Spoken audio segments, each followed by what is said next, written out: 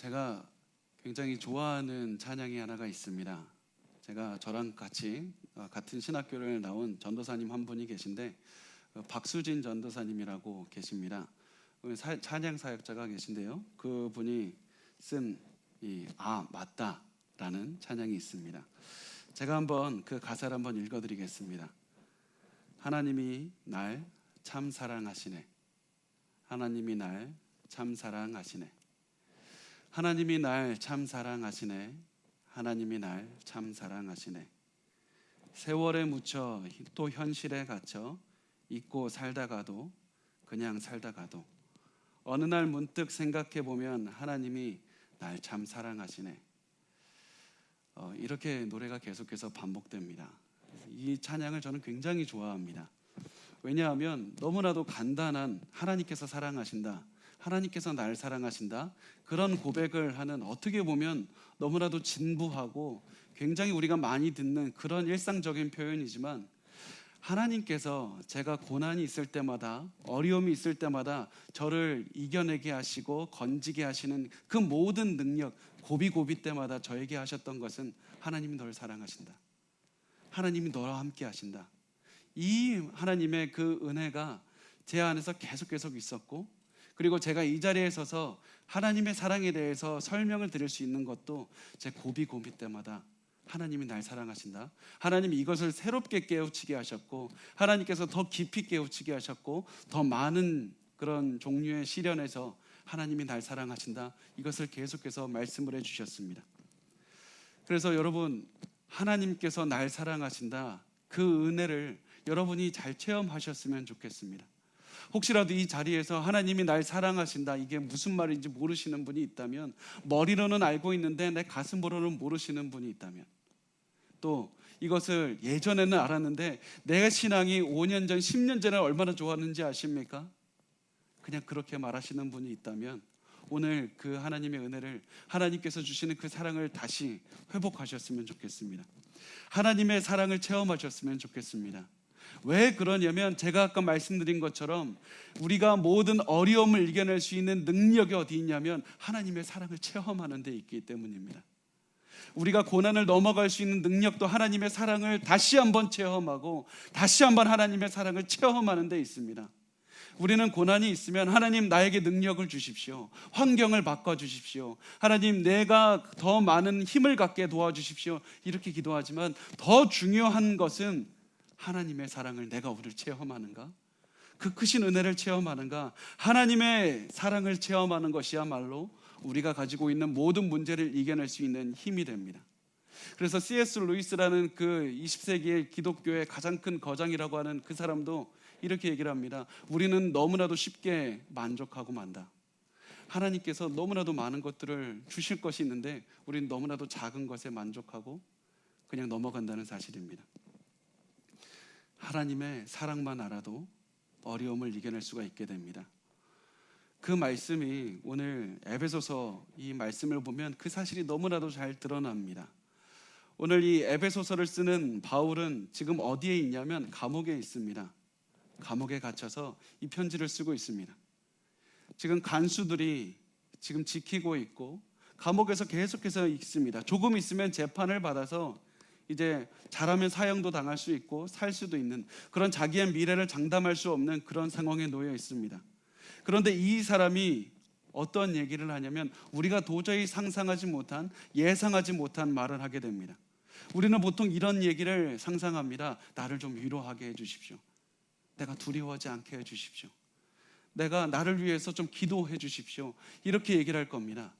그런데 이 사람은 가장 먼저 다른 얘기를 합니다. 우리 에베소서 1장 3절 말씀을 우리 같이 읽겠습니다. 시작. 찬송하리로다 하나님 곧 우리 주 예수 그리스도의 아버지께서 그리스도 안에서 하늘에 속한 모든 신령한 복을 우리에게 주시되. 바울이 감옥 속에서 하나님께서 나에게 주신 것들, 나에게 베푸신 모든 은혜를 생각했습니다. 나에게 지금까지 살면서 베풀어 주신 모든 복에 대해서 생각했습니다. 그랬더니 바울 속에서 도저히 참을 수 없는 기쁨과 즐거움이 넘쳐나서 바울이 도저히 이것을 참을 수가 없는 그런 한 표현으로 이렇게 외치고 있습니다. 찬송하리로다 하나님, 찬송하리로다 하나님. 그가 계속해서 이렇게 외치고 있습니다. 찬송하리로다 하나님. 그가 하는 기도가 우리와 얼마나 다릅니까? 우리가 고난에 처하면, 감옥에 갇히는 상황에 처하면, 어려움에 처하면 우리가 하나님 도와주세요, 하나님 나에게 힘을 주십시오, 내 상황을 바꿔주십시오, 내게 재정의 그 길을 열어주십시오. 자꾸 나의 길로, 자꾸 시선을 아래로 낮춥니다. 그런데 바울은 아래로 낮추는 것이 아니라 하늘에 계신 하나님을 바라보고 하나님께서 나에게 베풀어 주시고 나를 얼마나 사랑하시는가, 그 하나님께로 시선을 계속해서 돌렸습니다. 하나님을 봤더니 희망이 생긴 겁니다. 내 상황이 변해서 내 마음속에 무엇인가 생겨서 이래서 변한 것이 아니라 하나님을 바라봤을 때 내 인생에 전환점이 생기고, 하나님을 바라봤을 때 내 삶의 모든 어려움을 극복할 수 있는 힘이 생기면서 하나님의 사랑을 체험하면 그때야 비로소 어려움을 이겨낼 수 있는 전환점, 삶의 돌파구가 그때 마련된다는 사실입니다. 우리는 하나님을 바라보시고 하나님의 사랑을 체험해야 됩니다. 그래서 이 자리에 혹시 고난을 당하는 분이 있습니까? 그렇다면 하나님을 바라보십시오. 하나님께서 여러분의 삶에 얼마나 많은 복을 베풀어 주셨는지 그것을 보셨으면 좋겠습니다. 하나님께서 주신 복을 바라보고 여러분의 마음에 감사와 기쁨과 찬양을 넘쳐나게 한 다음에 이렇게 외쳤으면 좋겠습니다. 찬송하리로다 하나님, 찬송하리로다 하나님. 여러분, 오늘 예배가 끝났을 때, 이 모든 설교가 끝났을 때 혹시라도 다 기억하지 못하시더라도 이 한마디는 기억하셨으면 좋겠습니다. 찬송하리로다 하나님. 여러분, 고난을 겪고 있습니까? 하나님을 찬양하십시오. 슬픈 마음이 듭니까? 하나님을 찬양하십시오. 돈이 없습니까? 하나님을 찬양하십시오. 내 몸이 아픕니까? 하나님을 찬양하시기 바랍니다. 우리의 어려움 속에서 절대 잃어버리면 안 되는 그 하나의 마음, 절대 잊어버리면 안 되는 것은 무엇이냐면 하나님을 기뻐하고 하나님의 사랑을 체험하고 그 사랑을 내 가슴속 깊은 곳에서부터 체험해서 그것을 찬양으로 표현하는 것, 이것을 절대 잊어버리면 안 됩니다. 이 찬송만 잃지 않아도 절대로 어려움 속에서 무너지지 않고, 이 찬송 하나만 잃지 않아도 어려움을 이겨낼 수 있는 힘이 생겨나기 때문입니다. 그래서 이렇게 하나님께 진심으로 감사하고 하나님께 찬양하면서 이렇게 하는 것을 우리가 어려운 말로 하나님께 영광 돌린다고 표현을 하고 있습니다. 우리가 흔히 이렇게 생각합니다. 하나님께 찬송가라는 노래를 부르고 하나님을 높이는 그런 기도를 말을 하면 어떤 하나님의 그 영광을 우리가 갑자기 무슨 영광을 갑자기 세워주게 되고, 그동안에 가려져 있던 하나님의 영광을 우리가 찬송가라는 노래를 부르면 하나님의 가려져 있던 영광이 드러난다고 생각을 합니다. 그런데 하나님의 영광은 우리가 노래를 부르지 않아도, 굳이 말하지 않아도 이 땅에 가득한 것이 하나님의 영광입니다. 완벽하신 하나님의 영광이 자연 만물에 가득하고 온 우주에 가득해서 우리가 그것을 굳이 말하지 않아도 돌들도, 모든 산도 하나님의 영광을 찬양하고 있는 겁니다. 우리가 굳이 하나님의 그 찬양을 하지 않아도 하나님의 영광은 온 땅에 가득합니다. 그렇다면 하나님께서 왜 우리에게 영광을 돌리라고 하셨을까요? 하나님께서는 우리가 진심으로 하나님 안에서 기뻐하기를 원하셨습니다. 우리가 하나님께 영광을 돌린다는 말은 단순히 우리가 목소리로, 노래로 하나님을 찬송가를 불러라 이런 뜻을 더 넘어서서 하나님께서 주신 많은 것들을 기뻐하고 감사하며 마음속에서 즐거워해서 그것이 더 이상 우리가 참을 수가 없어서 밖으로 표출하면서 하나님께 감사한다고, 하나님께 찬양한다고 이렇게 드러내는 것이 하나님께 영광을 돌리는 겁니다. 지금까지 나에게 복을 주신 그 하나님, 그 하나님께서 나와 계속해서 함께하고 계신다, 내가 영원히 그 하나님과 동행하리라, 이것을 바라보고 즐거워하는 것이 바로 하나님께 영광을 돌리는 겁니다. 그 하나님을 바라보고 찬양하는 것. 그래서요, 하나님께 영광 돌린다는, 하나님께 영광을 돌리라는 이 말씀을 통해서 하나님께서 노래 부르라고 하신 것이 아니라 하나님 때문에 너의 마음이 즐거워하라, 하나님께서 주신 그 모든 복 때문에 너의 마음이 진심으로 감사가 넘치고 희망이 넘치고 그 자유함을 체험하라고 말씀을 하고 있는 겁니다. 내가 아무리 하나님께 영광을 돌려도 하나님께 이득될 것이 없습니다. 오히려 내가 하나님께 영광을 돌림으로써 그 모든 이득은 내가 받게 되는 겁니다. 그래서 하나님께서 나에게 영광을 돌리라라고 말씀하신 것은 나에게 좋은 것을 하라는 것이 아니라 우리에게 좋은 것을 하라는 말씀이었습니다. 우리가 하나님께 영광을 돌림으로써 우리에게 기쁨이 넘치고 우리에게 즐거움이 넘치고 우리의 마음에 찬송이 넘치고 희망이 넘치게 되는 것, 이것이 하나님께서 우리에게 하나님께 영광을 돌리라, 이것을 통해서 명령하신 것이었습니다. 우리가 고난이라는 바닥을 치고 넘어갈 수 있는 돌파구, 그것은 언제 전환점이 생기냐면 바로 하나님께 영광을 돌릴 때, 하나님 안에서 기뻐할 때, 하나님의 사랑을 체험하고 그 안에서 즐거워할 때 비로소 생기게 됩니다. 우리 시편 37편 4절 말씀을 우리 같이 읽어보겠습니다. 시작. 또 여호와를 기뻐하라. 그가 내 마음의 소원을 내게 이루어 주시리로다. 하나님께서는 그 너의 마음의 소원을 이룰 수 있는 방법이 무엇이냐? 하나님을 기뻐하라. 하나님과 동행하고 그 동행하심을 기뻐하라. 하나님과 그 기뻐하심을 체험하라. 그러면 하나님께서 너의 소원을 이루어 주시리라. 하나님을 기뻐하라. 하나님께서는 이것을 통해서 계속해서 우리가 하나님 안에서 기뻐하는 것을 통해서 영광을 돌리게 하셨던 겁니다. 하나님은 우리가 하나님께 영광 돌리기 위해서 너가 고생을 해라, 너가 너무나도 힘들어해라, 그러면 너의 그 고생과 힘들어하는 것을 보고 내가 기뻐하고 내가 영광을 받겠다, 이렇게 말씀하신 적이 없습니다. 하나님께서는 내가 모든 좋은 것을 줄 테니까 그것을 받고 기뻐하고 감사하고 즐거워하라, 그것을 보고 하나님께서 영광을 받으시겠다고 말씀을 하고 있습니다. 그래서 이 바울은 하나님 안에서 감사하고 기뻐하면서 하나님께 영광을 돌리면서 이렇게 말합니다. 하나님께서 모든 신령한 복을 내게 주셨다. 모든 신령한 복을 내게 주셨다고 말씀을 합니다. 하나님께서 하늘의 문을 열고 신령한 복을 넘치도록 부어주셨는데, 이 신령한 복이란 무엇이냐면 성령께서 주시는 복입니다. 성령께서 주시는 복인데, 단순히 이것이 우리는 영적인 것뿐만 아니라 이 천지를 지으신 하나님께서, 성령께서 우리에게 하늘의 문을 열고 넘치도록 부어주시는 그 모든 복을 말씀을 하고 있습니다. 우리의 삶의 모든 것을 채우시는 하나님께서 우리에게 모든 신령한 복, 모든 복을 우리에게 주신다. 모든 영적인 것을 채우신다. 모든 것들을, 우리의 삶에 필요한 모든 것들을 채우시는 하나님께서 우리의 삶에 넘치도록 복을 부어주시는 겁니다. 바울이 감옥에서도 힘이 낼 수 있었던 그 힘의 원천이 어디냐면 바로 성령께서 나와 함께 하신다. 내가 살면서 필요한 모든 그 성령의 것들을 우리에게 부어주신 그 성령의 복을 부어주신 그 성령께서 오늘도 나와 함께하고 계신다. 성령께서 나에게 신령한 복을 지금도 감옥 안에서 간수가 지키는 와중에서도 나에게 부어주신다. 그것을 기억했더니 찬양이 넘쳐나는 겁니다. 그것을 기억했더니 내 눈앞에서 감옥이나 간수가 보인 것이 아니라 하나님의 복과 하나님의 은혜가 보이는 겁니다. 하나님의 사랑이 체험이 되는 겁니다. 그래서 바울의 입에서 하나님에 대한 찬양이 흘러넘치는 것입니다. 그래서 이 사람이 이렇게 외치는 겁니다. 찬송하리로다 하나님, 찬송하리로다 하나님. 바울이 모든 고난 중에서 이겨낼 수 있었던 그 힘은 하나님, 나를 사랑하시고 나와 동행하시는 그 하나님에 있었습니다. 여러분, 우리가 많은 고난을 겪고 있습니다. 사실은 저도 여러분이 겪고 있는 그 모든 고난 하나하나까지 다 알 수는 없습니다. 어떤 분은 제가 알고 있긴 하지만 모든 고난에 대해서, 모든 상처에 대해서 저는 알 수 없습니다.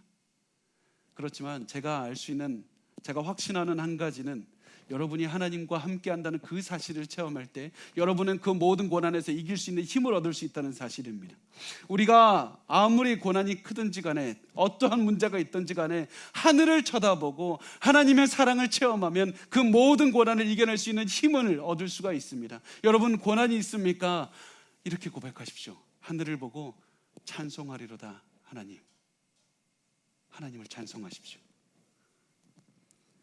바울이 이렇게 고백한 다음에 우리가 하나님을 찬양해야 되는 중요한 이유에 대해서 이렇게 이야기를 합니다.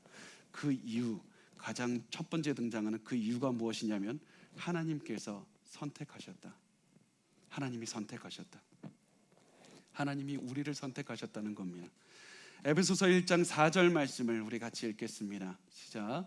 곧 창세 전에 그리스도 안에서 우리를 택하사 우리로 사랑 안에서 그 앞에 거룩하고 흠이 없게 하시려고 하나님 아버지께서 세상을 창조하기 전에 우리를 선택하셨습니다. 하나님께서 우리를 선택하셨습니다. 우리가 선택한 것이 아니라 하나님이 우리를 선택하셨습니다. 하나님이 선택하셨다는 것은 잘 생각해 보면 다른 여러 사람을 선택할 수 있었지만 그 중에 나를 선택하셨다는 말씀입니다. 다른 여러 사람을 선택할 수 있었는데 나보다 잘난 사람, 나보다 뛰어난 사람, 나보다 착한 사람을 선택할 수 있었는데 나를 선택하셨다는 사실입니다. 성경을 보면 하나님께서 선택하신 그 사람들로 가득 차 있는 것을 보게 됩니다. 아브라함을 선택하셨습니다. 모세를 선택하시고 다윗을 선택하셨습니다. 이스라엘을 선택하시고 시간이 지나서 나와 여러분을 선택하셨습니다. 그게 가장 놀라운 기적인 겁니다. 하나님이 나를 선택하셨다는 것, 하나님이 나를 선택하셨다는 것, 이 예수께서 나를 선택하시고 하나님께서 나를 선택하셨다는 것이 우리에게 기적이 되고 힘이 되고 능력이 되는 겁니다. 그래서 하나님께서 우리를 선택하셨다. 그런데 너무나도 중요한 사실은 단순히 우리를 선택할 뿐만 아니라 천지를 짓기 전에 우리를 선택하셨다는 사실입니다. 천지를 창조하기 전에 우리를 선택하셨습니다. 이 말씀은 우리에게 굉장히 중요한 의미가 있습니다. 우리는 천지를 창조하기 전에 하나님께서 우리를 선택하셨다, 이 말씀을 하면서 단순히 그냥 이게 시간적인 개념이라고 생각을 합니다. 천지를 짓기 전에 그냥 하나님이 먼저 우리를 선택하셨다는 그런 개념으로 생각합니다. 그런데 잘 생각해 보면 하나님은 천지를 지으시기 전에 아담과 하와가 죄를 지을 줄 아셨습니다. 하나님은 천지를 짓기 전에 우리가 죄 가운데 죄를 지으며 때로는 하나님께 원망하고 하나님께 불평하며 살아갈 줄을 아셨습니다. 그럼에도 불구하고 하나님은 여전히 세상을 지으셨고, 그럼에도 불구하고 하나님은 여전히 아담과 하와를 지으셨고, 그럼에도 불구하고 하나님은 여전히 여러분과 저를 지으셨다는 사실입니다. 하나님은 여전히 우리를 선택하셨고 여전히 우리를 사랑하셨고 우리가 죄 때문에 죽을 수밖에 없다는 사실을 아시고 천지를 지으시기 전에 이미 스스로 이 땅에서 우리를 위해서 죽으시기로 결정하신 것이었습니다. 그래서 예수 그리스도를 통해서 우리를 살리시기로 작정하신 것이었습니다. 하나님은 우리를 창조하시기 전에 우리를 위해 죽기로 작정하셨습니다. 왜 그렇습니까? 왜냐하면 하나님께서 우리를 사랑하시기 때문이었습니다. 이것이 천지를 짓기 전에 우리를 선택하셨다는 말씀의 의미입니다. 제가 근래에 한 그 기사를 보게 됐는데 새 어머니의 인터뷰가 나와 있었습니다. 그 새 어머니의 그 인터뷰를 보게 된 이유가 무엇이었냐면 그 기사의 제목 때문이었는데 제목이 이랬습니다. 아이를 가진 것을 후회합니다. 아이를 가진 것을 후회하는 어머니들의 이야기였습니다. 굉장히 충격적이었습니다. 그런데 굉장히 솔직한 이야기였습니다. 그 내용들을 보니까 자식들이 참 열심히 키워보려고 했는데 자식이 너무 힘들게 하니까, 너무 지치게 하니까 내가 그 자식한테 말은 하지 못해도 마음속으로는 내가 괜히 낳았다. 시간을 되돌릴 수만 있다면, 그런 생각을 한다고 가명을 쓰면서 인터뷰한 기사를 보게 됐습니다. 시간만 돌릴 수 있다면 아이를 갖지 않았을 것을. 우리는 보통 어머니의 사랑이 위대하다고 말합니다. 그런데 우리가 이것을 보면 어머니의 사랑도 때론 실패할 때가 있습니다. 어머니의 사랑이 도저히 커버할 수 없을 때가 있습니다. 어머니의 사랑조차도 도저히 어떻게 할 수 없는 그런 때가 있습니다. 저는 그것을 바라보면서 그런 생각을 하면서 제 삶을 바라봤습니다. 나는 얼마나 죄가 많게 살아가는가? 나는 하나님 앞에서 얼마나 많은 죄를 짓고 살아가는가? 여러분의 삶을 한번 돌아보시기 바랍니다.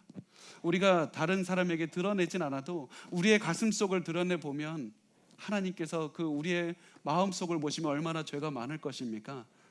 우리가 너무나도 많은 죄를 짓고 우리가 너무나도 많은 하나님께 대항하는 인생을 살아도 그럼에도 불구하고 하나님은 우리를 버리지 않으시고, 그럼에도 불구하고 하나님은 우리를 지으셨고, 그럼에도 불구하고 하나님은 우리를 끝까지 선택하고 사랑하셔서 예수 그리스도를 우리를 위해서 죽게 하시고 우리를 구원하시고 지금도 우리와 함께 하시고 우리를 사랑하고 있다는 사실입니다. 그래서 우리가 창세전에 우리를 선택하시고 우리를 사랑하셨다는 이 말씀은 단순히 세상을 창조하기 전에 우리를 선택하셨다는 시간적인 의미보다도 더 중요한 것은 창세전에 우리를 선택하셨다는 말씀은 하나님의 깊은 곳에서부터, 하나님의 그 깊은 곳에서부터 우리를 사랑하신다.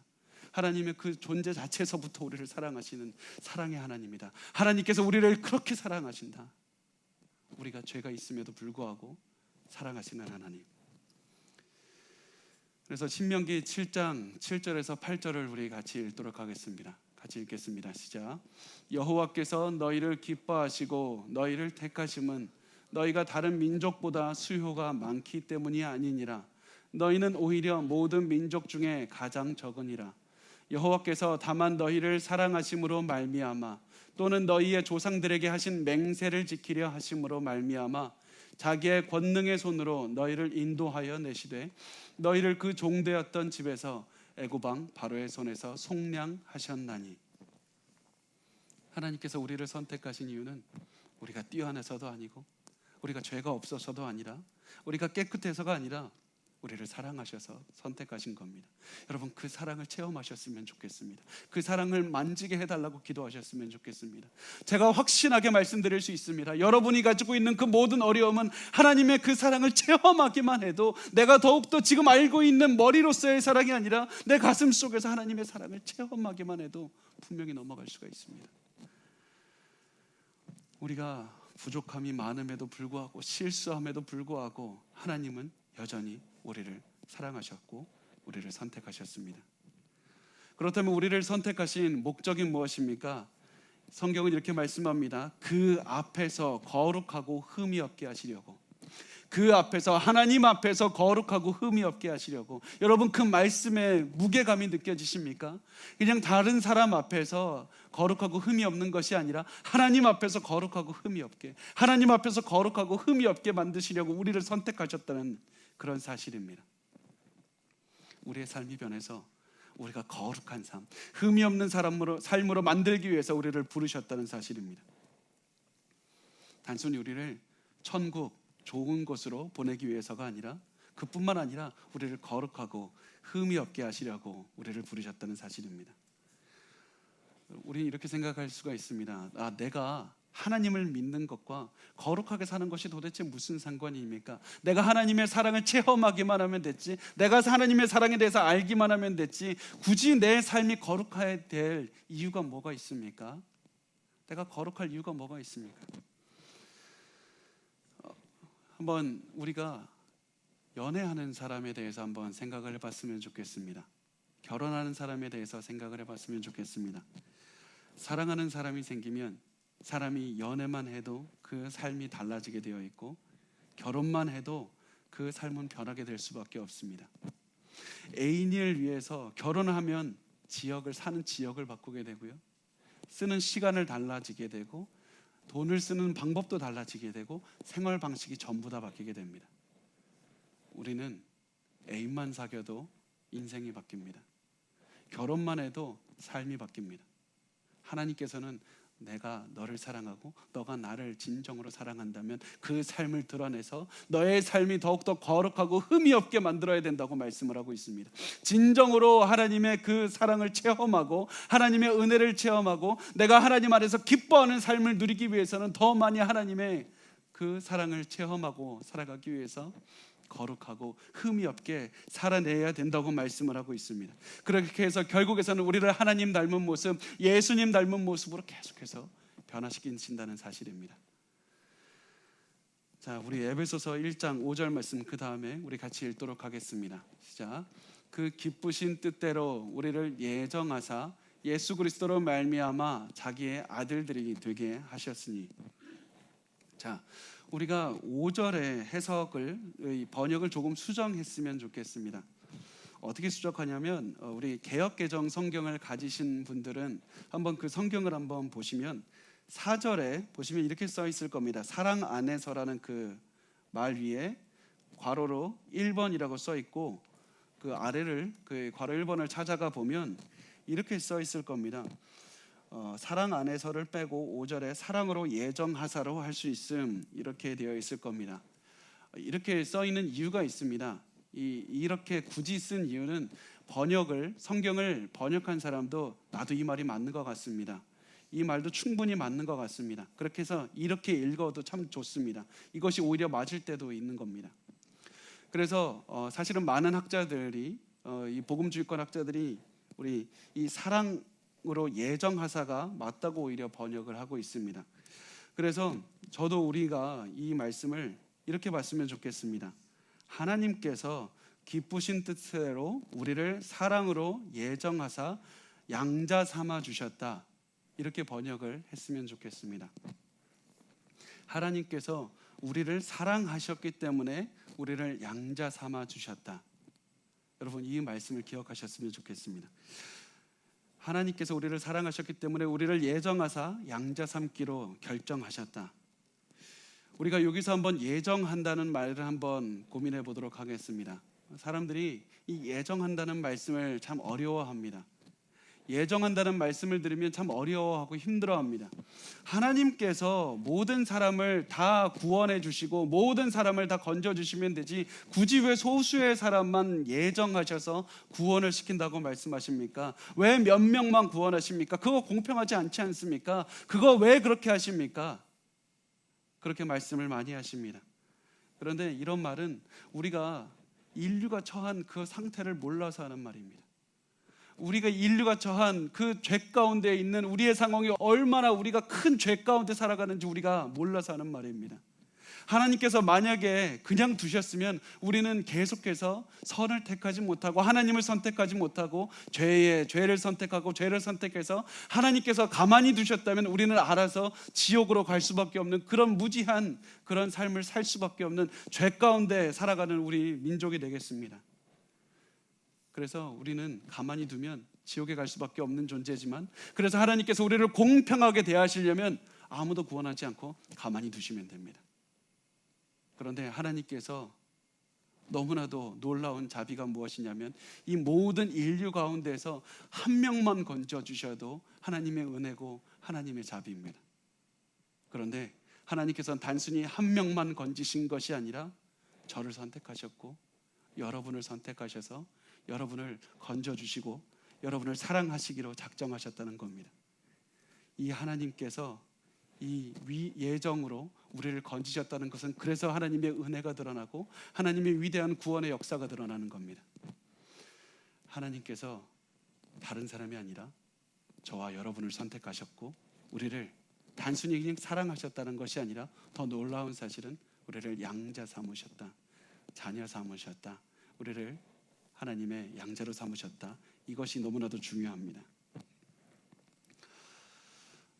제가 한 번씩 이런 생각이 들 때가 있습니다. 하나님께서 우리에게 자녀를 주신 이유가 하나님이 우리를 얼마나 사랑하는지 보여주기 위해서가 아닐까 이런 생각이 들 때가 있습니다. 제게 두 아이가 있는데 얼마 전에 이런 생각이 계속해서 떠올랐습니다. 아이들의 얼굴이 계속해서 떠오르더라고요. 계속해서 이 아이들의 하루 종일 이렇게 떠올라서 굉장히 그렇다고 평소에 생각을 안 한다는 게 아니라 그날따라 이렇게 생각이 많이 들었습니다. 근데 그 날에 굳이 굉장히 많이 들었던 생각은 아내가 임신을 했을 때 그 초음파 사진을 제가 바라봤던 생각이 계속해서 들었습니다. 그 초음파 사진을 바라보면서 기뻐하고 설레고 즐거워하며 그것을 바라봤던 기억이 아침부터 계속해서 났습니다. 이상하다. 왜 이렇게 날까? 그런 마음으로 있는데 기도를 하는데 하나님께서 저에게 이렇게 말씀하시는 것 같았습니다. 너가 그 자녀를 그렇게 사랑스럽고 그렇게 소중한 마음으로 바라보고 있지. 너가 너의 어머니의 뱃속에 있을 때 내가 너를 그렇게 바라봤단다. 너가 성장했을 때 내가 너를 그렇게 어머니와 아버지의 마음으로 내가 너를 그렇게 바라봤단다. 너가 어려움 가운데 있을 때 내가 너를 계속해서 바라봤고 지금도 내가 너를 바라보고 있고 앞으로도 하나님께서 나를 바라보신다고 계속해서 이렇게 말씀을 하시는 것 같았습니다. 여러분, 그래서 여러분께서 이것을 깨달으셨으면 좋겠습니다. 이 자리에 단순히 우리만 모인 것이 아니라 하나님께서 이 자리에 함께하고 계시고 하나님께서 여러분을 얼마나 소중한 눈으로 바라보고 계시는지 그것을 체험했으면 좋겠습니다. 여러분이 자녀를 쳐다보는 것보다 더 많은 사랑이 담긴 마음으로 더 지극한 그런 정성이 담긴 그 눈으로 여러분을 바라보시고 사랑하고 계시다고 말씀하고 계신 그 하나님의 사랑을 체험했으면 좋겠습니다. 이것만 깨달아도 여러분의 삶에는 엄청난 힘이 됩니다. 제가 예전에 알던 한 자매가 가장 좋아하던 찬양이 당신은 사랑받기 위해 태어난 사람이었습니다. 당신은 사랑받기 위해 태어난 사람. 사실은 제가 이 찬양을 그렇게까지 좋아하는 사람은 많이 찾지를 못했습니다. 너무나도 흔한, 사랑받기 위해 태어났다, 너무나도 흔한 얘기고 어디서나 불려지는 노래이기 때문에 굳이 이렇게 많이 좋아하는, 그냥 잘 듣지만 그렇게까지 좋아하는 사람은 발견하지 못했는데 그 자매는 계속해서 그 찬양만 들었습니다. 의아하게 생각했는데 나중에 시간이 들어서 이렇게 얘기를 해주었습니다. 내가 예수님 믿기 전에는 나를 누가 사랑한다는 사실을 다 몰랐습니다. 나 지금까지 누가 나한테 사랑한다는 얘기 한번 해준 적이 없고 누가 나를 귀하게 소중하게 생각하다 말해준 적이 없었습니다. 우리 부모님도 그런 얘기 안 해줬고 우리 주변에 그 어떤 누구도 나에게 그런 얘기 안 해줬습니다. 그런데 하나님께서 나를 사랑한다고 하셨고 나를 딸이라고 말씀하셨고 나를 자녀라고 말씀해 주셨습니다. 하나님이 다른 사람도 아닌 나를 선택하셨습니다. 그래서 이 노래를 들을 때마다 계속해서 그 하나님의 사랑이 너무 생각이 나서 계속해서 듣고 싶다고. 여러분, 그 하나님의 사랑을 체험하셨으면 좋겠습니다. 그 하나님께서 우리를 사랑하시고 우리와 함께하기를 기뻐하시고 우리를 선택하셨다는 겁니다. 우리가 하나님으로부터 멀어져서 살아가지 않도록 우리를 위해서 예수 그리스도를 보내셔서 우리를 위해서 죽음을 통해서 우리를 건지시고 우리를 자녀 삼아 주셨다는 사실입니다. 하나님이 우리 아버지가 되십니다. 여러분, 그 말씀의 깊이를 아시겠습니까? 하나님께서 여러분의 아버지가 되십니다. 우리를 사랑하셔서 우리를 선택하신 그 하나님께서 여러분의 아버지가 되십니다. 우리 시대에 가장 뛰어난 신학자 중 한 명이라고 할 수 있는 그 제이아이 패커라는 그 교수님이 이렇게 말했습니다. 어떤 사람이 기독교에 대해 얼마나 잘 이해하는지 알고 싶다면 그 사람이 하나님의 자녀라는 사실과 하나님이 그 사람의 아버지가 된다는 사실을 어떻게 인식하는지 그것을 보라고 얘기를 했습니다. 만약 그 사람이 하나님께서 아버지가 되신다는 생각만으로 예배드리지 못하고 하나님이 아버지가 되신다는 생각만으로 기도하지 못한다면 그 사람 기독교 잘 모르는 겁니다. 그 사람 하나님의 사랑 잘 모르는 겁니다. 여러분, 그 하나님의 그 사랑의 깊이, 하나님께서 여러분의 아버지가 되신다, 하나님께서 여러분을 그렇게 사랑하신다, 여러분의 자녀를 보는 눈으로 하나님께서 여러분을 바라만 봐도 얼마나 그것이 감사하고 기쁜데 여러분이 자녀를 보는 그 눈보다 더 뜨거운 사랑의 눈으로 여러분을 바라보시고 여러분을 지켜주고 계신다는 그 사실을 여러분 아셨으면 좋겠습니다. 체험했으면 좋겠습니다. 여러분께서 그 하나님의 사랑을 느끼게 해달라고 기도했으면 좋겠습니다. 그 사실을 기억하셨으면 좋겠습니다. 한 여성이 그 여성에 대한 얘기를 제가 알게 되었습니다. 한 여성이 젊은 여성이 첫째 아이를 낳고 친정에 가서 몇 주를 보내게 됐습니다. 그렇게 몇 주를 보내면서 있는 어느 날 오후에 그 여성이 어머니와 대화를 하다가 아기에 대해서 얘기를 나누게 됐는데 이렇게 얘기를 했습니다. 아기가 머리카락도 되게 까맣고 머리숱도 참 많아요. 그럼 굉장히 놀랍다고 그렇게 얘기를 했습니다. 왜냐하면 자신과 남편은 그렇게 머리 색깔도 까맣지 않고 그렇게 많은 편이 아닌데 아기가 굉장히 많다고 하면서 놀랍다고 그렇게 얘기를 했습니다.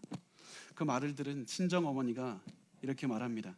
야, 그거는 너희 아빠 머리카락이 까매서 그렇잖아. 그런데 이 말을 들은 딸이 이렇게 얘기를 합니다. 엄마, 무슨 말이에요? 저 입양하셨잖아요. 제 입양됐는데 아빠가 머리카락이 까맣든 그게 무슨 상관이에요? 그런데 그 얘기를 듣고 어머니가 놀라는 표정으로 한동안은 말을 잇지 못하더니 이렇게 이 여성의 인생에서 가장 잊을 수 없는 말을 했다고 합니다. 나 평생 그 사실을 잊고 살았어. 나 평생 그 사실을 잊고 살았어. 하나님께서 오늘도 우리에게 너무나도 경이롭고 위대한 말씀을 하십니다. 내가 너를 사랑하고 너는 내 자식이라고 말씀을 하십니다. 여러분, 그 사랑을 아셨으면 좋겠습니다. 하나님께서 그 누구보다도 여러분을 사랑하신다는 사실을 기억하십시오.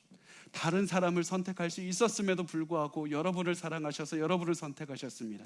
이 사실 하나만으로, 이 사실 하나만 이해해도 우리가 가지고 있는 염려와 불안과 두려움은 사라지게 될 겁니다. 바울은 계속해서 이렇게 찬양합니다. 에베소서 1장 6절 말씀을 우리 같이 읽겠습니다. 시작. 이는 그가 사랑하는 자 안에서 우리에게 거저 주시는 바 그의 은혜의 영광을 찬송하게 하려는 것이라. 하나님이 나를 선택하시고 내 아버지가 되어주셨다. 이것이 은혜입니다. 이 모든 복을 거저 주셨고 공짜로 주셨고, 난 자격이 없는데도 하나님 나에게 아무것도 바라지 않고 나의 아버지가 되어주셨다. 그리고 그것을 바로 사랑하는 자 안에서 우리에게 주셨는데, 그 사랑하는 자가 바로 예수 그리스도입니다. 예수 그리스도 안에서 우리를 사랑으로 주셨고, 예수 그리스도 안에서 우리가 복을 받을 자격이 되지 않자 예수 그리스도를 이 땅에 보내셔서 우리를 사랑으로 건지시고 우리를 선택하셨다. 그리고 그 하나님께서는 영원히 우리와 함께 하실 것입니다. 이 위대한 복을 우리가 생각할 때 우리가 도저히 갚을 방법이 없습니다. 우리를 사랑하신 그 하나님의 그 복을, 그 주신 그것에 대한 갚을 길이 없습니다. 이 은혜를 체험하고 우리가 갚을 것이 무엇입니까? 우리가 할 수 있는 것은 단 하나입니다. 하나님께서 주신 것을 감사함으로 여기고 진심으로 기뻐하고 진심으로 하나님을 찬양하면서 살아가는 것, 이것이 우리가 하나님 앞에서 살아갈 수 있는 유일한 방법입니다. 이것이 바로 하나님의 은혜의 영광을 찬송하는 것이 바로 이겁니다. 하나님의 영광을 찬송한다는 것은 하나님의 은혜를 체험하고 진심으로 하나님께 감사하며 살아가는 것, 이것이 우리가 하나님께 드릴 수 있는 단 하나 최선의 것입니다. 그래서 웨스트민스터 소요리 문답, 우리 이 장로교 신학을 굉장히 잘 정리했다고 하는 웨스트민스터 소요리 문답의 1번의 질문은 이렇게 말합니다. 인간의 가장 중요한 목적은 무엇입니까? 인간의 가장 중요한 목적은 무엇입니까? 그 질문에 대한 답은 이렇게 말합니다. 사람의 제일 되는 목적은 하나님을 영화롭게 하고 영원토록 하나님을 즐거워하는 것입니다. 사람이 제일 되는 목적은 하나님과 즐거워하고 하나님과 누리는 교제를 기뻐하고 그 안에서 하나님과 찬양 부르면서 사는 것, 이것이 사람이 제일 되는 목적이 됩니다. 그것이 우리의 제일 되는 목적이 됩니다. 그것이 우리의 삶의 가장 큰 목적이 되어야 됩니다. 하나님께서는 자식을 보는 부모의 마음처럼 우리가 계속해서 하나님께서 주시는 복 안에서, 하나님께서 주시는 기쁨 안에서 즐거워하며 살아가기를 원하십니다. 하나님께서 주시는 그 크신 사랑 안에서 큰 사랑을 체험하면서 살아가기를 원하십니다. 이것이 바로 하나님께서, 우리 아버지 되신 하나님께서 우리에게 원하시는 것입니다. 이 모든 사실을 잘 알고 있던 바울이 하나님의 사랑을 묵상하고 이렇게 외쳤던 겁니다. 찬송하리로다 하나님, 찬송하리로다 하나님. 곧 우리 주 예수 그리스도의 아버지께서 그리스도 안에서 하늘에 속한 모든 신령한 복을 우리에게 주셨도다. 그 신령한 복을 주시는 우리 하나님 아버지, 찬송하리로다 하나님. 여러분, 고난 중에 있습니까? 하나님께서 나를 사랑하시고 나를 선택하셔서 나를 자녀 삼아 주셨다는 사실을 기억하십시오. 내게 주신 하나님의 복을 생각하시고 하나님께서 나의 아버지가 되신다는 사실을 기억하십시오. 그 하나님의 은혜, 하나님의 사랑을 체험하고 기억하고 가슴속에서 넘치도록 체험한 다음에 그렇게 고백하시길 바랍니다. 찬송하리로다 하나님, 찬송하리로다 하나님 아버지가 되시는 그 하나님을 찬송하리로다. 여러분, 그 하나님을 찬송하십시오. 여러분, 고난 가운데 있습니까? 하나님을 찬송하십시오. 가슴이 아픕니까? 하나님을 찬송하십시오. 하나님을 찬송하면 하나님께서 그 하나님 안에서 누리는 기쁨으로 모든 어려움을 이겨내게 하십니다. 찬송하는 그 하나님께서 주시는 우리에게 기쁨과 사랑으로 우리에게 힘이 되게 하시고 우리의 능력이 되게 하시고 우리의 소망이 되게 하십니다. 우리가 하나님을 찬양하는 한 우리의 삶에 가지고 있는 모든 어려움을 극복할 수 있을 겁니다. 여러분, 아버지가 바로 옆에서 계신다는 사실을 기억하시고 어디에 계시든지 하나님을 찬송하시기 바랍니다. 그것이 여러분에게 능력이 될 것입니다.